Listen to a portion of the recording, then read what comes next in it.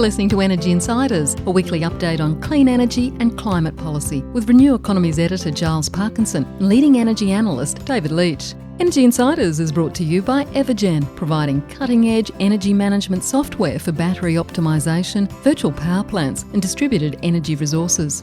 And Pylon, helping solar installers and retailers design high-resolution solar proposals in minutes.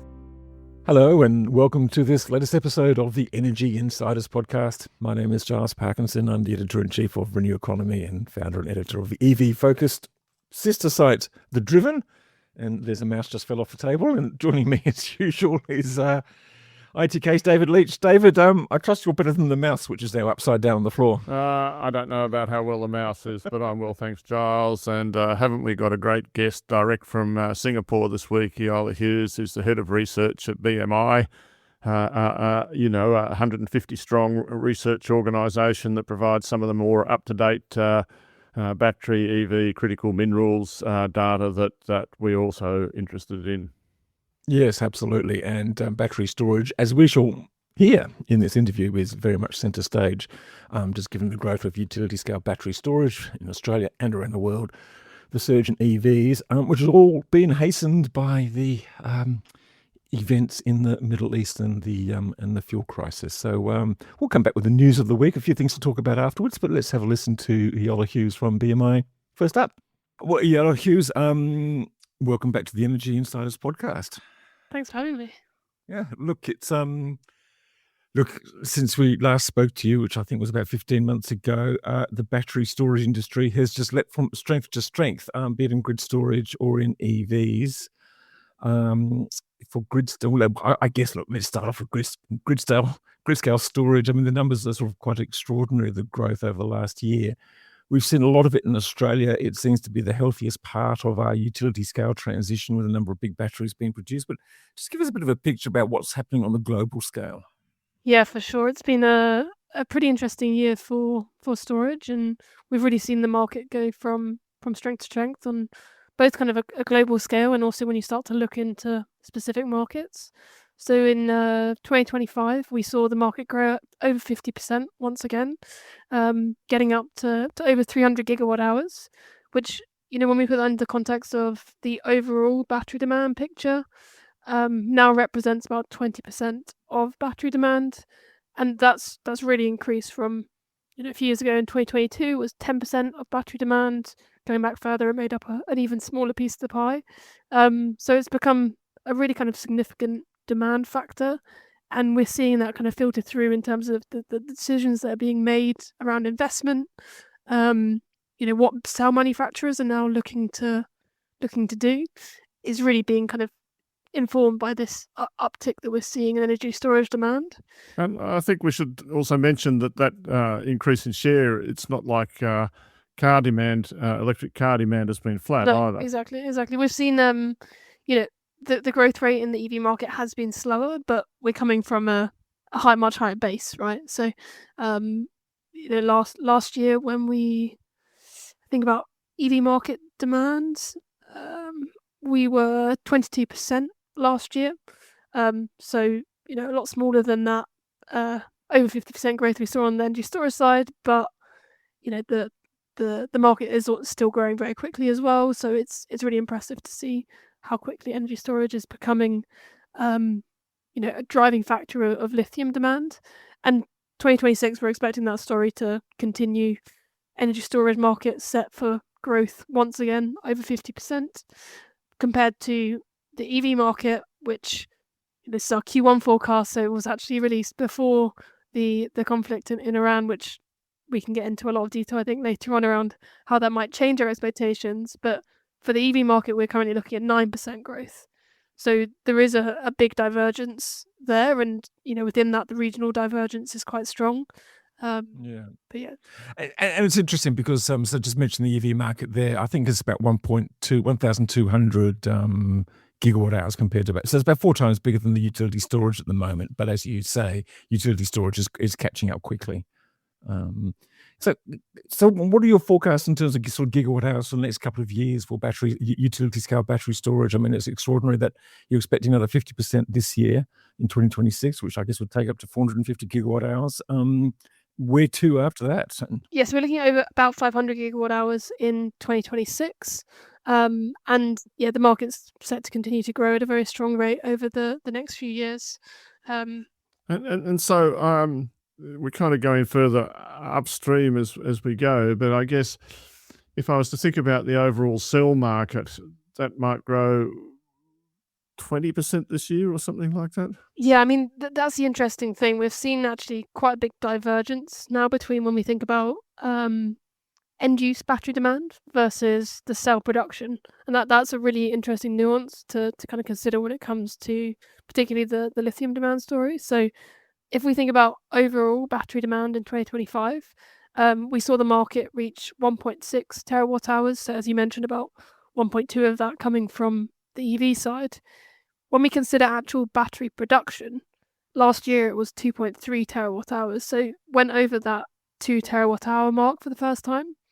For 2026, we're expecting that to grow again. So 2.7 terawatt hours production versus 1.9 terawatt hours on the demand side. And this obviously throws up a lot of questions of like, why is such a big Where's it going? where is it going? And we've got boats full of oil, and now we've got boats full of batteries. Well, yeah, that's the thing. So there's a lot of interesting nuances in this supply chain, particularly for the storage side of things. One thing that we've been keeping a close eye on is really kind of the lags that you would see between a cell being manufactured and a project actually coming online. So when we would count demand in that sense, and in some markets, and Australia is probably the best example of it. We've seen examples of a cell, the time between a cell being made and the project actually coming online being as much as 2 years. So that really can start to throw out of whack your kind of estimates of upstream demand, raw material demand, because of those lags that we do see in the process. So arguably, I mean, there can't be an unlimited ever growing increase in inventory. I mean, we're not talking about an agricultural wool pile or stockpile. We're not in the EEC now, if I can put it that way. We're in China, where people aren't going to just keep putting batteries in cupboards all year long. So arguably, cell production's a better indicator of demand than demand. Yeah, for sure. It is definitely for understanding kind of the near term. When we then get into kind of longer term time horizons, I think end use forecasts are still really, really useful. By 2030, we're looking at 3.5 terawatt hours across the EV and energy storage and all the other battery demand application markets. And that's I think a good metric of where the market will be at that time. Maybe production at that point would be over 4 terawatt hours if we consider the inventory side. So you talked earlier, I think, about and BMI released a note about 4 million EV sales in the March quarter globally, of which the most noticeable feature, I think, was the decline in China, where I believe they've taken away the trade-in incentive and also a sales tax is now applies to EVs, and this has disproportionately impacted smaller electrics as opposed to larger ones. I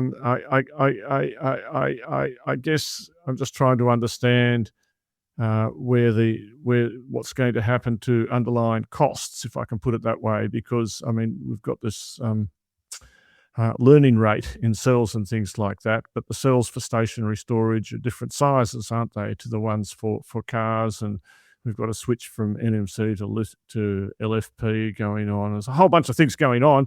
I guess my broad question is, what's BMI thinking about underlying cost trajectories for the next couple of years? Yeah, I mean, a lot of interesting points you made there. I think maybe just before we go on to cost, it's worth talking a little bit more around those first quarter numbers. And at a global level, the first quarter was down 3% based on our kind of provisional figures, which obviously isn't a great start to the year. But when you start to kind of unpack different regions, we do see some quite interesting trends emerging. So the Chinese market was down 21% in the first quarter, as you mentioned, because of those changes in subsidy scheme. Really kind of interesting on those subsidy schemes. The way that it worked last year was that you could get essentially a flat amount of your subsidy, and now it's changed, so it's essentially 12% is the max, 12% of the vehicle price. And what that means is because it was that flat fee previously, if you bought a car like a Wuling Mini, for example, one of these really cheap EVs, you get as much as 50% off as a subsidy, and now you get the 12%. So obviously those small vehicles, there was a huge amount of pre-buying of them in the end of last year, and now they've really kind of fallen off a cliff, or we've seen those sales collapse. The larger vehicles are sustaining much better. And what that means is that, even though the units sold has gone down quite significantly, in terms of the battery demand, the impact is not as bad because we've got average pack size a bit higher. The US market, as you can expect, it has been very weak in the first quarter, down 33%. But then when we look to other markets, Europe, Asia ex-China, rest of the world, Europe posting close to 30% growth, Asia ex-China, 80% growth, rest of the world, 76% growth. Some really incredible numbers that we're seeing there in terms of growth, and March is the big kind of factor to that as well. I'm sure, the oil price is going to have a factor, but it's so obvious we don't need to talk about it very much. I think the thing that's... Hang on, we'll get to... But the thing that struck me when I was looking at the numbers, and you could probably confirm it, I only looked at a couple, is that in Southeast Asia, not excluding China and I guess excluding Japan, EVs seem to be really taking off, whether it's VinFast in Vietnam or in Thailand, where there's a lot of EV manufacturing. But a lot of these sort of markets, and I don't even know what's happening in India, but I mean, maybe we could just spend a little bit of time talking about electric car growth in Asia generally. Yeah, certainly seeing very strong growth. So yeah, over 80% growth in the first quarter across those markets. A lot of this is down to exports. So we're seeing really kind of strong presence of Chinese OEMs coming into these markets and selling their EVs. We've seen, them setting up dealerships, setting up showrooms. That's all kind of starting to have an impact there.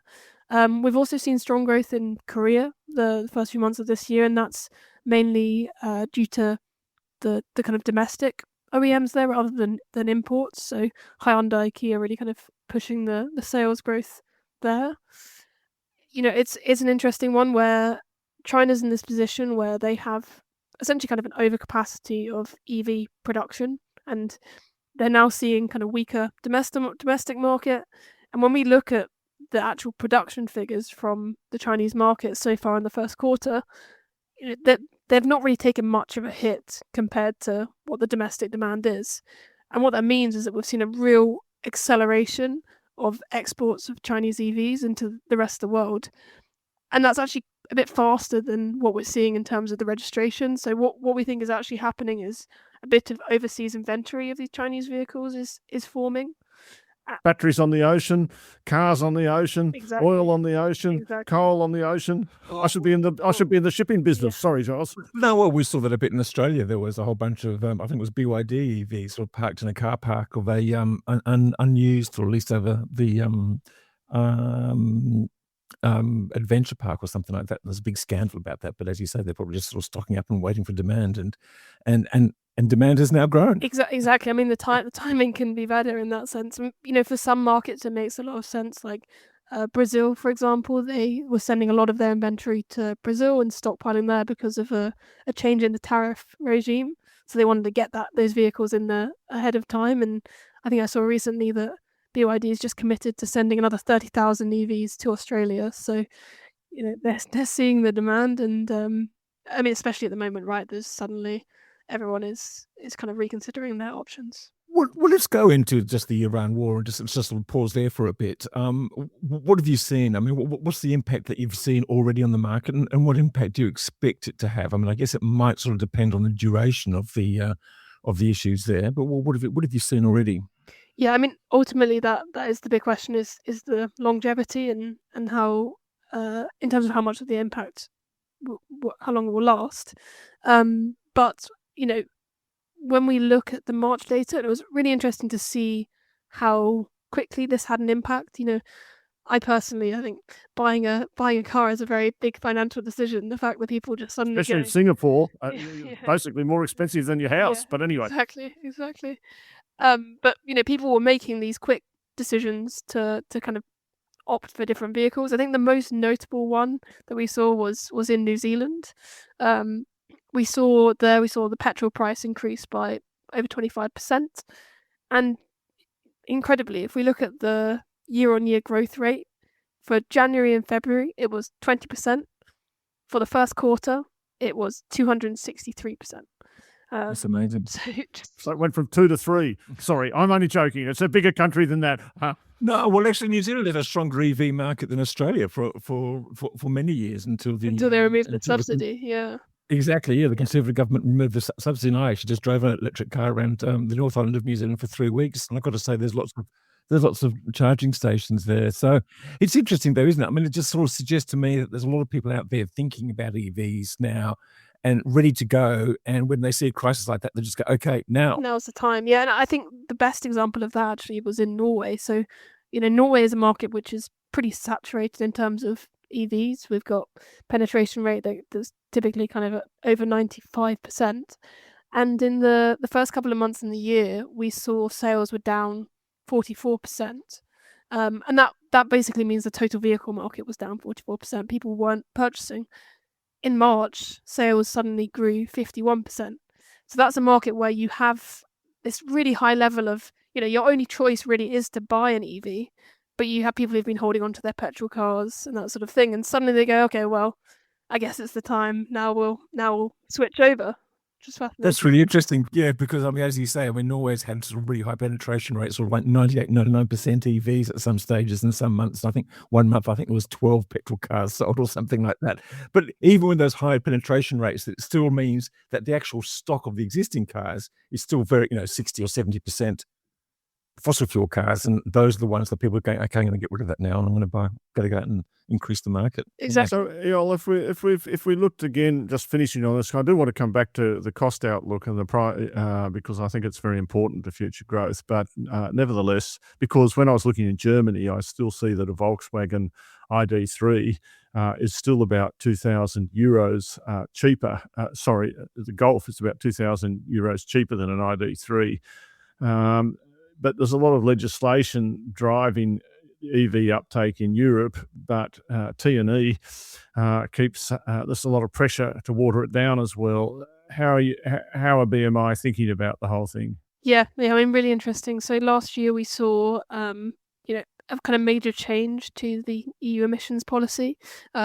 In that previously 2035, you were looking at 100% cut in emissions, which was essentially a ban of internal combustion engines, and that's now been changed to a 90% cut in emissions. So it's introduced this level of flexibility into the market, but with it does raise a lot of question marks. You have some OEMs saying, this is providing uncertainty that we don't like. You have others saying this isn't enough because we're not going to be able to even meet these targets now they've been brought in. It's a really interesting one. If we look at our forecast, we never expected the market to be 100% electrified by 2035. I think there was always some assumption that the policy would change and would introduce some leniency in measures. Even if we were to kind of adjust our forecast in line with that 90% target now, it would still be quite a lot higher than our current expectations. So ultimately, what we're looking at is a market which is going to electrify one way or the other. You've got two ultimately kind of two key drivers in that market. You've got policy, which so far has been an incredible driver for electrification in the European market. You're now seeing a bit of reintroduction of subsidy schemes. So in the several European countries, we're seeing these subsidy schemes which are targeting in particular lower income families, so helping to kind of deal with some of those cost issues that you mentioned in Germany. And then I think you can see it kind of in the data from examples like the last month where you had these kind of energy shocks. Increasingly, there is just a kind of acceptance of EVs within the European market, which isn't the case when we look at the US, for example. No, that's right. And, I think in some countries where you've got charges everywhere and you take away the fear, I'm a great fan of Maslow's hierarchy of forces, and you've got greed and fears, and the forces sort of balance. And if you want, you've got to take away the fears if you want to shift. Anyway, that's enough of my know nothing psychology. If we talk about the cost side of things again. I mean, I've read in some places that we've obviously seen big reductions in stationary energy costs as the industry has scaled up. But, with something like 50% of cars in China being NEVs at the moment, over 50%, I think it was in March. I wonder how much more scope there is for cost down on a fundamental basis. Do you have some thoughts about that? Yeah, I mean, it's a really interesting time for it. So I think the first thing that you're going to have to consider when you look at the battery cost is what's happening in the commodity space. So for energy storage in particular, the big thing to look at is the lithium price. And since kind of November last year, we've seen upward pressure in the lithium price, where in the price essentially kind of doubled to now sitting at about $20,000 a ton. And a couple of kind of key reasons for that. We saw some operational shutdowns in different mines in China and Australia. We also saw a bit of a shock in terms of demand for energy storage, and low inventories as well. So that all has been driving the price up. We've seen the lithium price double, and we have started to see that price increase trickle through to cell prices and to system prices. So for the first time, really since kind of 2022, we have seen energy storage prices go up, which compared to how things have gone over the last few years, and that system prices have essentially halved, is really an interesting dynamic to now be seeing. At the same time, you then also have kind of an added impact that's having a bit of a change in the prices for the storage markets specifically, or the battery market more broadly, I guess. So end of last year, China announced an anti-involution campaign for the storage market. Can you explain? It's a big word, involution. Yeah.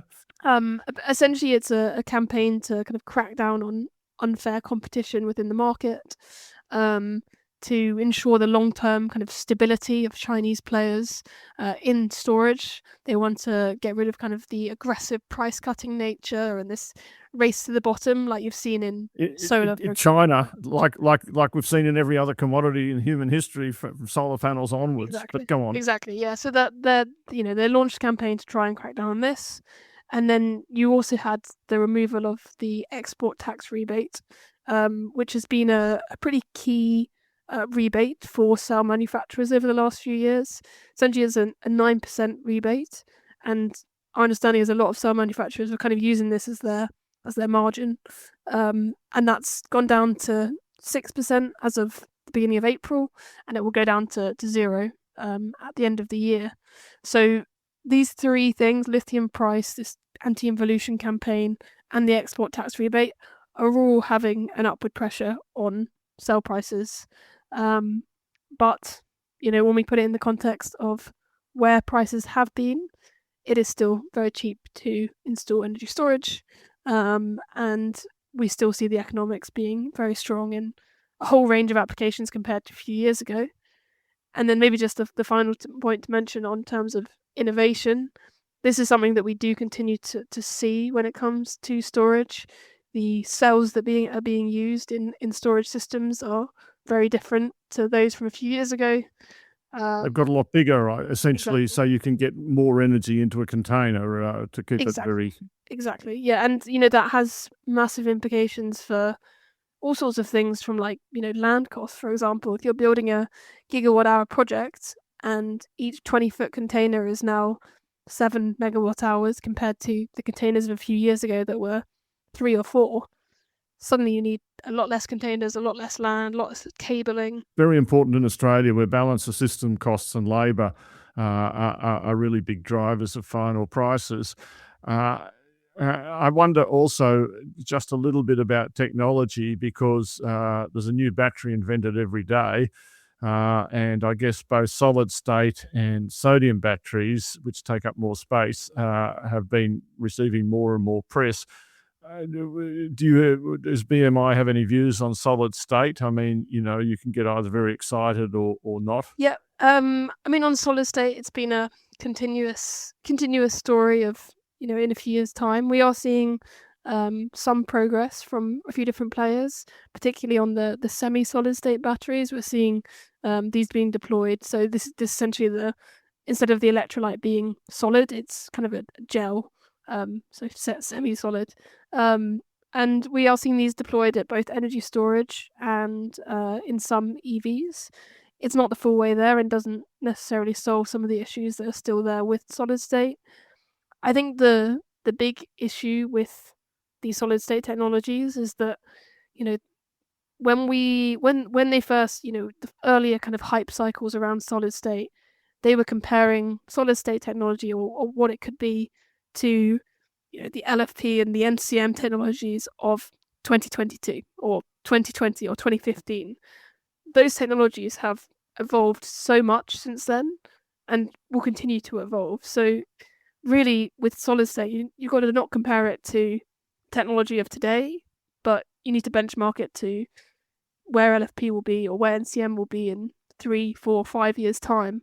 And that's the challenge for mass market applications, because the current technologies are ultimately good enough for majority of applications. So where solid state is probably going to come in will be in your much more niche applications where you really need those kind of extra benefits that would bring. So aviation, for example, could be a key one that we might see in. Well, and what about sodium-ion batteries? I just saw there was an announced project, multi-gigawatt hour in the United States, but I'm not too sure how cost-effective that is, and what's your reading of that technology? Yeah, it's a really interesting one. We often see a lot of excitement around sodium-ion come in when the lithium price goes up. When the lithium price is low, we see a lot less activity going on in the sodium-ion side. But it makes sense, people looking for a hedge when the commodity prices are higher.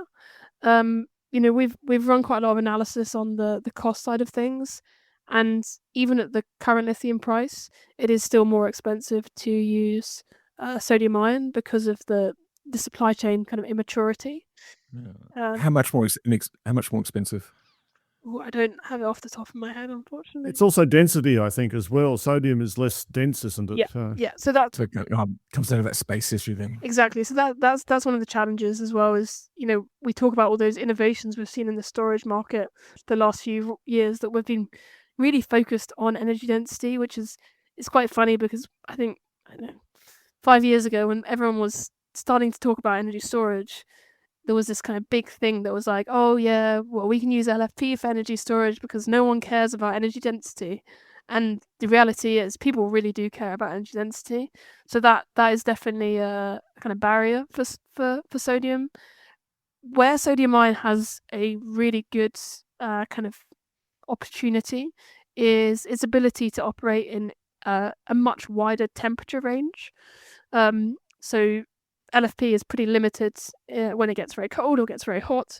Sodium ion can perform much better at a much wider range. So we are seeing projects being explored in certain locations. Actually, in the Chinese 15th 5-year plan, they highlighted the role of sodium ion and also flow batteries in Mongolia and the Gobi Desert, because they think these batteries are better suited to those extreme temperature fluctuations that you see in those regions. I was going to ask about flow batteries actually, because Australia's had a couple of stabs at flow batteries. One listed company, Red Flow, and the WA government's very keen on trying to get vanadium flow batteries over the line. What's your assessment? Yeah, I mean, we're seeing quite a lot of flow battery activity. Ultimately, the cost is not necessarily that competitive with LFP at the moment. One of the other big challenges with flow batteries as well is their kind of total addressable market is ultimately shrinking. So historically, we've seen this kind of thing where people consider LFP batteries to be great 0 to 4 hours, and then you go, okay, well, vanadium flow batteries can take over from 4 to 10 hours. Increasingly, we're seeing now LFP batteries being used 4 hours, 6 hours, even 8, 10-hour batteries being deployed. And that's pretty key. I'm just wondering, one more question on technology. We've seen the growth of LFP, sort of lithium iron phosphate batteries over NMC batteries, nickel, manganese, cobalt. Can you explain why and what all that means? Yeah, so we've definitely seen a strong uptick in demand for LFP batteries. A few different reasons for that. So on the EV side, ultimately it comes down to kind of cost. So in the Chinese market, we now see LFP batteries accounting for over 80% of EV battery demand, and ultimately the Chinese market is much larger than the other regions. It's the market where China goes, everywhere goes. That's why we focus on it. Exactly. So then, we've seen both this kind of growing share of Chinese market, the growing presence of Chinese OEMs overseas as well, and that's all starting to have kind of an upward pressure on the availability of, or the kind of presence of LFP cells across all of these different markets. And then when we look at the kind of storage market, really it's been the kind of dominance of LFP for quite some time now. Again, that comes down to kind of the cost side of things, the safety side of things, and also really kind of the head start that the Chinese players got in designing these kind of innovative energy storage cells. Quite interestingly, now we are seeing you basically have this kind of dynamic where you have the Chinese who make LFP, but your Koreans and your Japanese, who traditionally have been very large players in this market, haven't had presence in LFP manufacturing, and that's now shifting. So particularly in the US market, we've now seen the Koreans commit a huge amount of capacity to LFP cells for energy storage, and that's really been driven by the policy in the US market, which is really kind of blocking out the use of Chinese cells over the next few years. And so I wanted to ask one upstream and one downstream question. If the upstream one is, are we seeing, I guess, capacity build is the key driver of what's going on in everything in terms of both cell manufacturing. Do you see much investment in that area globally? In terms of cell manufacturing, yes, certainly. There's been, significant investment over the last few years, potentially too much investment in certain regions that we've now seen kind of pull back. In the US market in particular, we've seen a large amount of write-downs. In terms of the European market, we've seen the kind of pipeline capacity for 2030 actually go down compared to a few years ago. So it's not all smooth sailing when it comes to building gigafactories. And yeah, we've seen the challenges kind of reflected in that kind of backwards revision in terms of numbers. In the US, quite interestingly, if we think about that LFP kind of transition, in the last year, the kind of headline 2030 LFP figure has more than doubled because of this kind of transition where either cell manufacturers are converting existing lines, or they're taking lines which they had planned for the EV market and they're now going to use produce energy storage cells instead. So overall, capacity utilization's going to stay relatively constant, would you say? It really depends on the region. So I mean, in China we see a real mix. So if you're talking about your kind of CATLs, BYDs of the world, you see a kind of typically a high utilization rate. But when you get into the kind of tier 3 manufacturers, some of them have sub 25% utilization rate going on. So we're kind of in the cowboy shakeout stage now, where we're going to work out who the stayers are, and yeah. Absolutely. We're seeing it, particularly in the Chinese market across the cell manufacturing space, across the car manufacturing space. There's a lot of EV players. We've already seen some exit, and I'm sure there will be more. The energy storage space as well is, incredible the amount of players who are trying to gain market share, and that's exactly what this Chinese anti-involution campaign I mentioned is trying to crack down on. And the downstream question, we've always talked about cars, but in Australia in particular, as the world's biggest diesel importer, only number 18 in terms of consumption. But if you want to make it dramatic, we're this large importer. The kind of role of trucking, expanding beyond cars into other forms of transport. How's that going around the place? Yeah, I mean, in China, it's actually been really impressive. So we saw last year heavy duty electric vehicles increased by over 170%. And that was really on the back of the uptake of these vehicles in China. Quite interestingly, a lot of them are actually battery swapping. Often kind of last mile delivery is the kind of easiest ones to electrify. But what that actually means in terms of battery demand as well is that it's even larger than if they were all just electric, because you also have a lot of the spare batteries as well for these battery swapping stations. But in Europe, it's still fairly tentative. Like the European manufacturers, there's a Volvo and there's like a charging group, but you need a whole lot of extra infrastructure, don't you? I mean, the charging infrastructure for cars has to grow as well. I suppose that seems to me like half the world's charging infrastructure is already out of date. I mean, maybe that's exaggerating, but that's the way it kind of feels. Yeah, and I mean, you've also got to have an interesting thing that which the Chinese have, which is harder to do in Europe, is kind of collaboration between OEMs. So the part of the reason that the battery swapping is so successful in the Chinese market is that a lot of the vehicles, depending on who the OEM is, they've been kind of designed around the same battery platform. So what it means is that multiple OEMs can use these same battery swapping stations because they're all a CATL cell, for example. But if I think of that as a business analyst, and I'm, why do I want to be no-name OEM that's handing all my value over to CATL or whoever it is that's owns all the batteries? I mean, they're the ones with all the power, so to speak, in this arrangement, aren't they? Yeah, exactly, and that that's why those European OEMs don't want to, give away that position in the same way. I've just got a couple of final questions from me. Just on sort of battery use and things. I just saw an announcement this week between Rivian and Redwood about reuse of car batteries. And there's a couple of analyst reports also just sort of saying how significant this might actually become. So the idea of rather recycling old EV batteries, you sort of stick them together and make a grid scale battery for them. And is it? I mean, I guess it's still pretty niche, but could it become significant? Yeah, it's definitely got some potential. Ultimately, it's another one that kind of comes down to assessing the cost at a given point in time. In some cases, it might make more sense to recycle.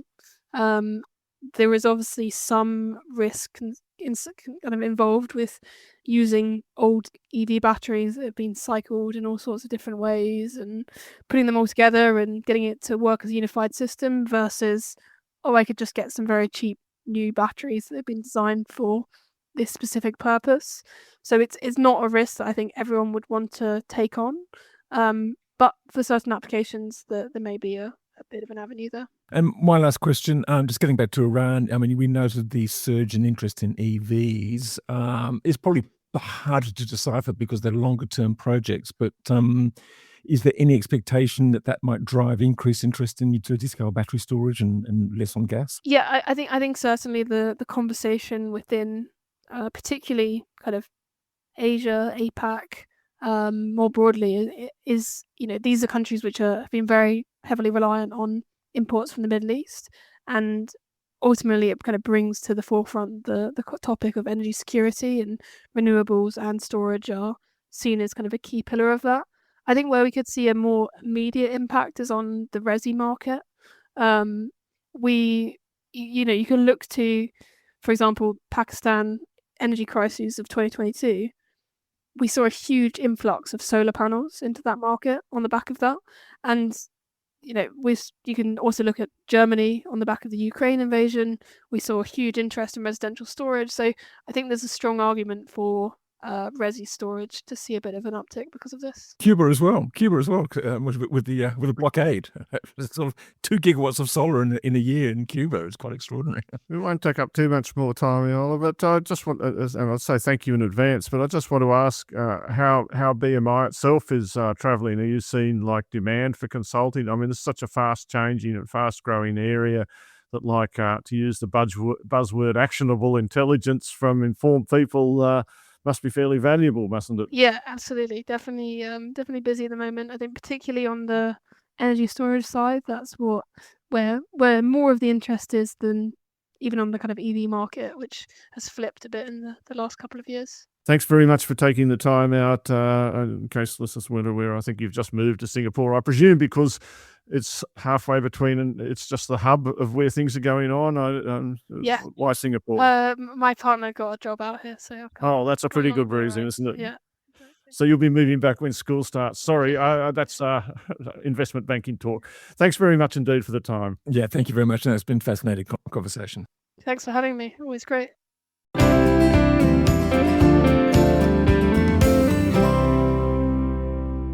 And that was Iola Hughes from BMI Benchmark Intelligence Report. And as you probably heard in the interview, they bought Motion, the company that Iola was working for the last time we had her on 15 months ago. David, fascinating stuff, just to sort of underline just the power and the importance of this new technology. 10 years ago, we didn't have a big battery in the world. Now we do. And look at it go. Well, I think the most noticeable thing is that if you stick with your policy and proceed to a plan and keep proceeding, I'm going to mentioning this for a reason, it ends up working. So, in Australia at the moment, and it's always at the moment in a day-to-day proposition, whilst we talk endlessly, and we will no doubt have to talk about diesel and petrol again today, the fact is that we're not talking about electricity or gas. Spot gas prices are $10 at the moment. Last year at this time, they were $14. Despite the rise in international LNG prices, electricity prices, it's warm. As I look out now, we're probably up around 65-70% renewable energy as we're recording this. Electricity prices are much lower than last year in the peak periods and overall. And so that's the load off everyone's mind. As we've said several times, that's fine for now, but we need a lot more new supply because the whole thing will fall to pieces the instant a coal generator or two breaks. There was actually an interesting piece of analysis that we published this week from Tristan Ennis from Green Energy Markets, just pointing out, you talk about policy and the home battery rebate and how basically the number of installs accounted for 10% of the installations globally of battery storage around the world. Just really quite extraordinary. And just going on that issue about bulk storage and the need for it, things are actually happening in WA. Two stories to talk about there. The first one being the WA government fast-tracking, I guess what you could call the connections process for 4 new wind farms. It's interesting. WA, of course, is an isolated grid, got a high percentage of renewables already, plans to close the last of its coal-fired power stations by the end of the decade, has been very busy installing a lot of big batteries and little batteries across the grid, which has helped soak up the solar duck curve and provide more power in the evening. And now it's gone, oh shit, we need some more bulk energy. So it's actually getting onto it. And I guess, David, that talks to one, the power. I mean, in WA, basically the industry is owned and controlled by the government, so they can make their own decisions. And just basically tells us that if they want to do something, they can do something. And as we find out in Queensland, the flip side of that is that if they don't want to do something, then they're not going to do anything. So it's and also on new contracts, Amazon announced some new contracts. Several of them are very small, but there's a couple of 100 megawatts for Golden Plains, which is great. And I think at least one other respectably sized solar farm, isn't there, Giles? Yeah, look, there's a couple of new projects there. I can't remember off the top of my head some of the details there. So that's good. Look, that's the first major corporate PPA that we've had for a while. There's another one announced this week, Snowy Hydro, with the New South Wales government for its transport things. Look, I'm still trying to get to the bottom of that. I mean, the numbers sound fantastic, $1.9 billion over 10 years, having 130 million, but I rather fancy at this stage it's just repackaging of previously announced agreements and maybe some other sort of new capacity thrown in terms of sort of buying capacity. But I don't think there's any new wind or solar projects that have not previously been announced.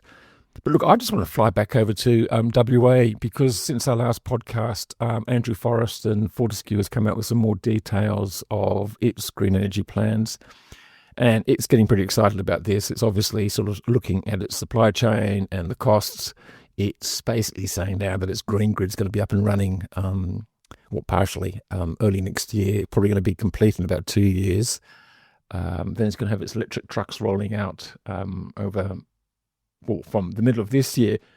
And you've done an analysis just sort of saying that, it's delivering a handsome rate of return, which I think is Andrew Forrest's point. Yeah, the provided the electric trucks actually work as advertised, and that the charging infrastructure works as advertised, and there are all sorts of interesting things to think about in that, because some of the electric trucks have inbuilt batteries, and other ones are battery swapping, and there's going to be a pretty high solar proportion in the renewable energy, and then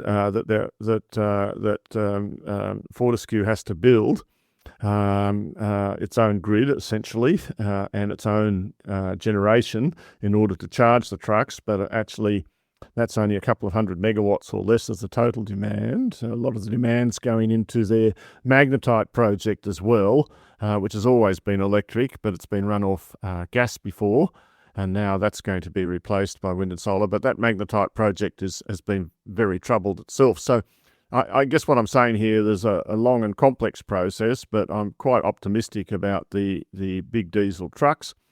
As I've pointed out several times, I think last week, in fact, coal mining consumes an enormous amount of diesel in Australia.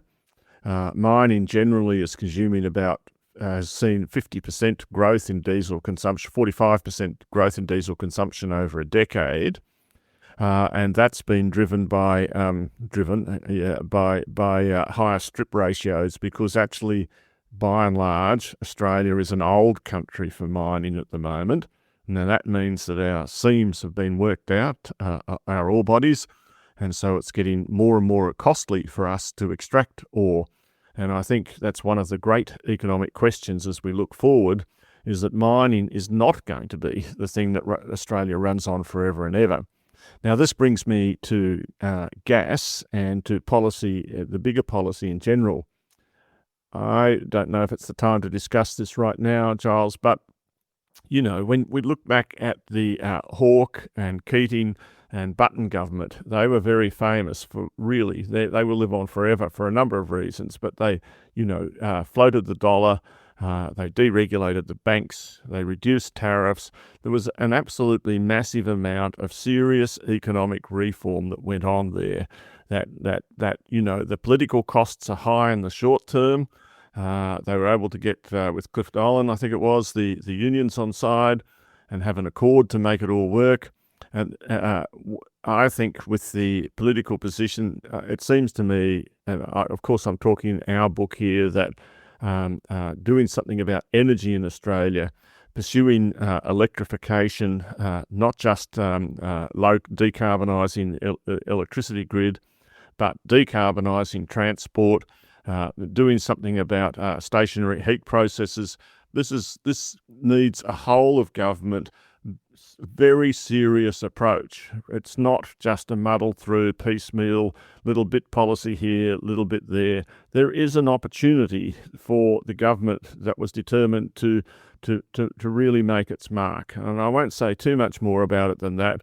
But when I was looking at, as we all are, at these petrol statistics and diesel statistics and stuff now, I was shocked to see how diesel has been growing, but petrol consumption has been flat for about 20 years.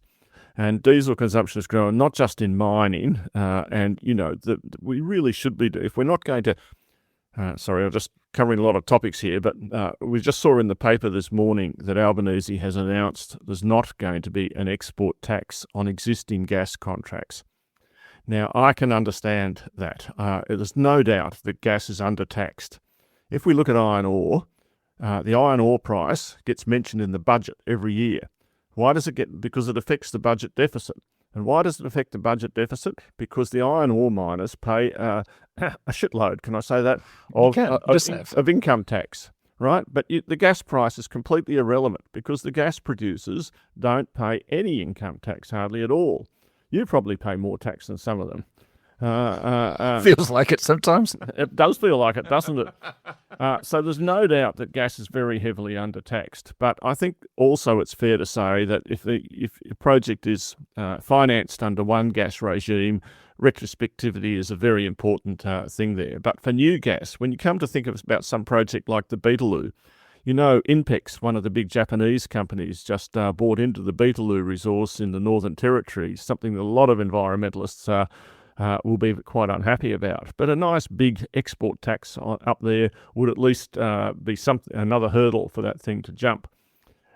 But there's a lot of things. The reason why I was talking about the gas export tax is because if you're not going to do that, that leaves room to do something about the diesel tax fuel rebate in the mining industry. I mean, that's a shocking thing that's really not needed at all and can be phased out. How can you be serious about decarbonisation as a government and at the same time be allowing the mining industry to get a big tax break to the tune of, $1.5 billion a year or something like that? Completely unnecessary.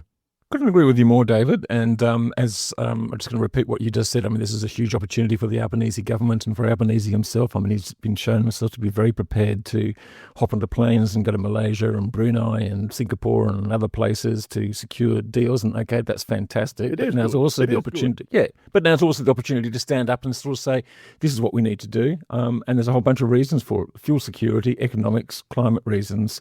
They couldn't possibly have a bigger mandate at the moment, given the complete shower that the opposition parties are. But if they continue to be timid, then they'll find themselves getting won over by those parties because they'll spread a fear campaign, and that's what grabs people's interest. And I think we have to give a shout out to Chris Bowen, who has been determined. As I said, I don't think the capacity investment scheme has worked. I think it needs to be reviewed ASAP. That's my personal opinion. But putting that to a side, the home battery scheme might be expensive, but it's worked like crazy. The fringe benefits tax exemption on EVs is the only reason we've actually got any EVs at all is probably for that, and that's helping with the fuel crisis. And then the fuel standards that have now the exhaust standards that Australia didn't do for that people have been asking for those for at least 20 or 30 years, and he was the one that got it done. And it pays off in the long term. And so there are high short-term political costs for some of this while you get attacked by the people who are losers, the vested interests. But it's for Australia's long-term benefits. And that's what really, if you want to be remembered as a good politician, that's what you have to do. Couldn't agree more, David. And that's a point I was trying to make this week with an article just showing the increased attacks on Chris Bowen in the last couple of weeks from all the usual subjects driven. It's a positive sign, isn't it? He's doing something right. They're worried about it. I wrote something about truck transport and the Minister for Transport wanting to come up to speed, and I reckon she's been working pretty hard on it ever since. Not that I'm claiming any credit for that, but That's right. And when you get criticised, it's a sign that you're doing something that actually matters. You're upsetting someone. There you go. Well, hopefully not too many of our listeners today have been upset by what we're saying. But anyway, maybe if, yes. Decarbonisation is it could increase productivity, getting rid of diesel imports or at least sharply reducing them with an accelerated program that's whole of government approach. Decarbonising electricity, which means building more bulk energy and waiting for the benefits for that to flow through, getting rid of the coal, removing the diesel fuel rebate is one of those little policy arms. Heat processes, we saw an alumina refinery get some money from ARENA. I mean, ARENA's doing some great work in this area, but it's having to do it all without enough help from policy to really carry things through. And the government, Jim Chalmers wants to talk about productivity. This is the productivity opportunity. Yeah, no, exactly. So hopefully they go all in the budget, coming budget. There's so many things that they could do, and let's hope that they do it all and don't backpedal, because this is not the right time to do so. Yes, but don't hold your breath on hope, because this is politics. Giles, we've been talking for a long time. We have. Thank you very much to Iola Hughes from Benchmark Intelligence Report for joining us once again. Fascinating insight into the battery world, both EVs and grid storage. Thanks to you, David. Thanks, of course, to our sponsors, Evergen and Pylon. Thanks to all the listeners out there, and we will be back with another episode of the Energy Insiders podcast next week. And that's bye for now.